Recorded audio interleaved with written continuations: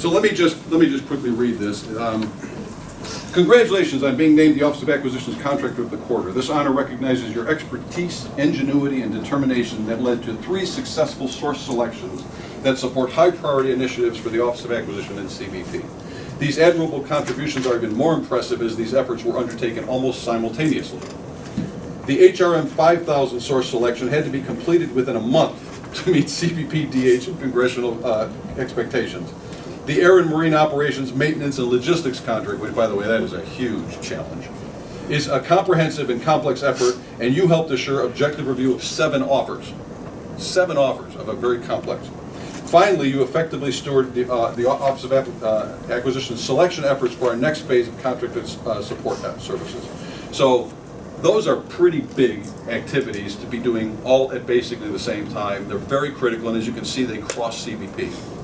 I love highlighting these things, and I love highlighting the folks who did them. So, Mr. Redmond, thank you very much for your support to us.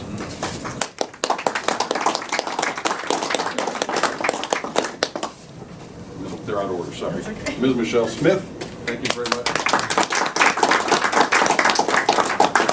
And Ms. Janelle Taylor. Thank you very much. Performance improvement. Do you remember a few years ago, we had some folks from the Defense Acquisition University come in and investigate and audit how we do acquisition here, and it kind of supported Commissioner Kurlikowski's realignment. It's one of the reasons that procurement has come over into the Office of Acquisition, and programs are now deployed to the various operations. That group came in and made a whole bunch of recommendations, some of which were accommodated by the way that we were realigned, but there were like 50 left over. I mean, these were interesting recommendations. They were recommendations that said things like, change the culture of risk tolerance. They said things, right, exactly, right. Develop acquisition workforce development plans and define what the competencies are. Fix the planning, programming, budgeting, accountability activity.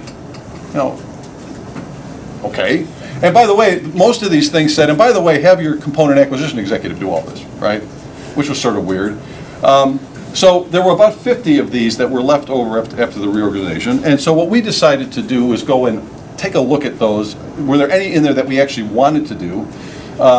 And we laid out detailed plans. We worked it with the Agency Leadership Council, with the Senior Management Council, and put together a group, a team, to actually plow through all of these recommendations.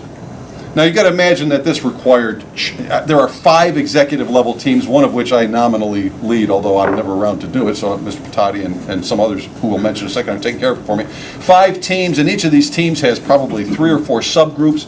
Each of them has a charter, each of them has a POAM, and we've been being tracked against this progress for AMPI. Well, it's about 70% complete with all of the things that were tasked, which is sort of amazing, and it was briefed to the Senior Management Council, I think it was last week, and the Senior Management Council, which is kind of the board of directors here, was shocked to find out that somebody would actually take recommendations, put together plans, and actually execute those plans and track against them, because, that never happens, right? So that's what AMPI is. Well, one of, if not the driving forces behind AMPI is Ms. Laura Jacobs. And she works on our acquisition governance organization, and she has been the person who's kept track of all of this and has laid out and followed all those POAMs, often has been the one to brief it to senior leadership. And again, like I say, the senior leadership here is saying, you guys actually did it? That's incredible, and a lot of that's attributable to Laura.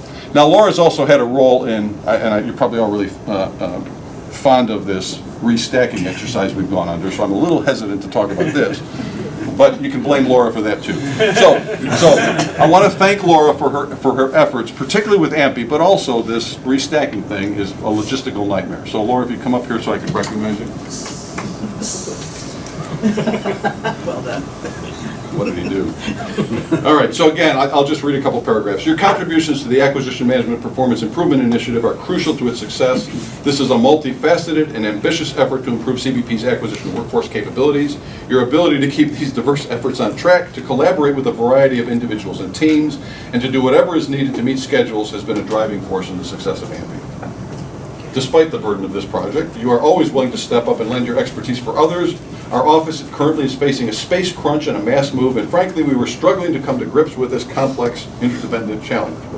After AMPI, this probably seems simple, though, right? You jumped in, learned the extent and goals of the challenge, created tools to effectively manage the data, and devised a cogent plan of action that will help us more effectively meet this challenge. So again, thank you for the great things you've done for this. They have CBP-wide implications, so thank you again. Thank you.